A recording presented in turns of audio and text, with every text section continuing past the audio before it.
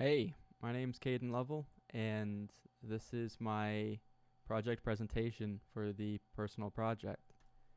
I chose to make a lunch app because before COVID and all the madness that's ensued with that, my biggest struggle in the office was uh, having people decide where we were going for lunch if we were going for lunch, because most people didn't care. But we have this guy that's particularly difficult to work with, who always made it difficult. And I believe that this would resolve that thing because he just disagrees with people that disagree. So if we just had like a random thing, I feel like it would be a lot more effective.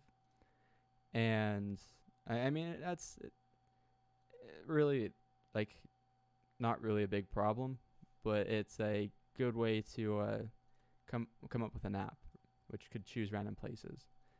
So that's what I've done here. Uh, there were complications with this app, and I will get into those as we continue through this. But here is what my app looks like as the final version 2 app. It's a fragment, the main activity, which loads a fragment, which then has a button, which when you click it, reaches out to I'm using the Google Places SDK, not an API. Well, the SDK I'm sure uses the API underneath, but what it is it's a library that Google provides for their Google Places, and that I ended up needing to use that instead of the API, and I'll get into that a little bit later. But when I click on this, it will find locations around me.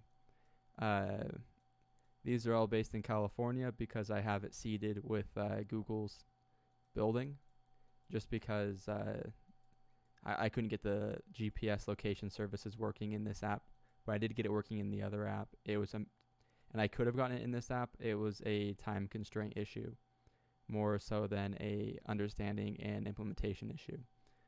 So, yeah, I don't know if I need to do too much of a code dive.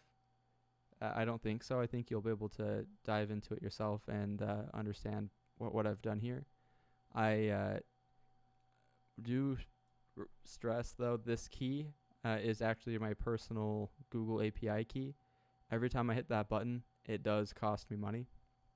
When I say that button, it would be uh, this find places around me. So I tried to not do that. They did give me a free credit, but I don't want to burn through the free credit. Yeah.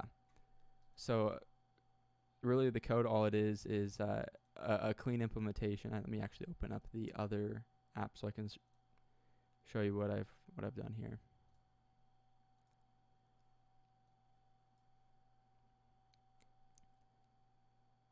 So right here. So when I realized that what I had done in my first app wasn't going to work, I went through and I made comments explaining why each thing wasn't going to work, and I'll turn this in with the version 2 as well. But I explained why things weren't going to work, and I also included code snippets of what would work after I read through the documentation and got a better understanding of what the problem was. And so this is the documentation that I read through.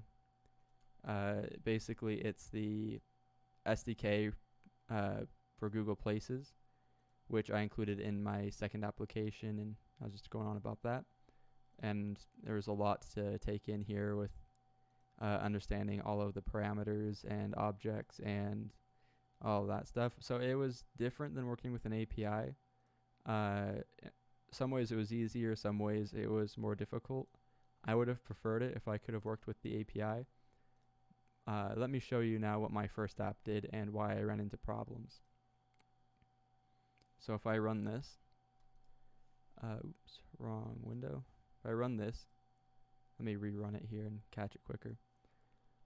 It will spit out the longitude and latitude of where the phone is using the location services and the GPS. I did get that working here, and I am passing that as a, let me go to the main activity. I actually am passing that to, well, actually, I'm setting at the top of the file is longitude, latitude, and then using those down here in the URL generation as well as the radius to choose places for, the minimum price, the maximum price for the restaurants, and then finally my API key, which again is the same API key. It's right here that I used in the V2, and it does cost money to use. Yeah, so where I ran into problems, JSON. So I used this a similar structure, not exactly the same, but a very similar structure to what we did for assignment 9. And I ran into problems after I started choosing to display the data, which unfortunately I chose to do last after doing all of the backend work. So I got all the URL wired up, which I just clicked on that, so it printed out my API. So I got to the point where I was loading the API, I was getting all the data, everything was being processed. It was looking good, and I was thinking I was going to make this in time. However, what happened was JSON requires the API. And I know you mentioned this in one of your videos. It didn't really click for me until I ran into this real-world application problem. But JSON, when it parses out the data, needs to have the object or the class that it's using to create the data and the API that the data is coming from to match one-to-one. They can't have any differences or it won't be able to parse it. And as you saw, I'll reopen it here real quick. I hate doing it, but right here, it's a very robust API. Each result has a pretty big chunk and has objects inside of objects. So there's an array of photos which has objects inside of it, and it would be a very difficult thing to map using JSON. So I realized that wasn't an option, and that's when I turned to the API and or the SDK and took that approach. And you saw how that was working. How much time do I have left? I don't want to go over. Okay, I'm getting close to the end here. But in hindsight, Google Places API was not the API I should have used. I should have used Google Maps. I still would have ran into the same problem if I would have done Google Maps, where I wouldn't be able to parse it with JSON. However, my end result would have been nicer with Google Maps, because Google Maps has a nicer SDK for what I'm doing specifically, which is just finding restaurants near me. And Google Place API is actually used to find to estimate what place the user is at. It's not used to find places around the user. And I didn't know that really until I started diving into the documentation, and I decided to still use it and just give it a large radius. That way it still works, but it doesn't, it's not optimal, which, you know, that's not good. You want to have things be optimal. So then I'll use those last 2 minutes here. Things that I've learned, challenges, and highlights from the semester. I came into this class not knowing a lot about Android. I did a calculator.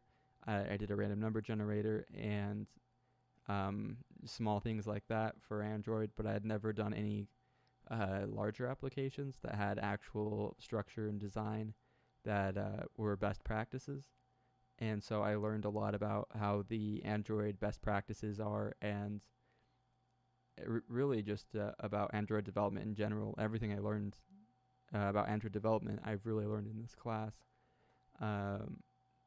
And that's been a great deal. It would take too long to go over each individual thing. Challenges. Outside of this final project, I didn't have many challenges. This final project, I spent probably 40 hours troubleshooting different problems and building different code solutions until I finally resorted to using the SDK and reading through the documentation, which really takes a great deal of time reading through documentation and building something to spec like that. So I wished that I would have known that up front and I probably would have chosen a different project, but I'm glad that I did it because it was a great learning experience.